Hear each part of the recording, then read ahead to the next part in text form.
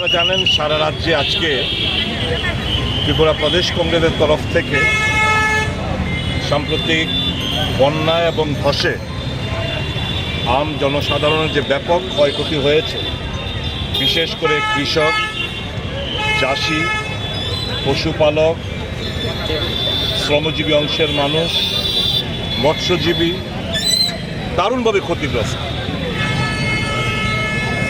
Double ইঞ্জিনের সরকার আমরা প্রায় শুনি। এই ডাবল ইঞ্জিনের সরকার যে প্রধান সরকার, কেন্দ্রীয় সরকার, আজকের তারিখ পর্যন্ত এক নয়া পয়সা বন্যা ক্ষতিগ্রস্তদের স্বার্থে রাজ্য সরকারকে দেয়নি। এতেই বোঝা যায় ত্রিপুরা নিয়ে কতটা উদাস। ত্রিপুরার মানুষ মারা যাচ্ছে না খেয়ে, বন্যায় দারুণভাবে ক্ষতিগ্রস্ত।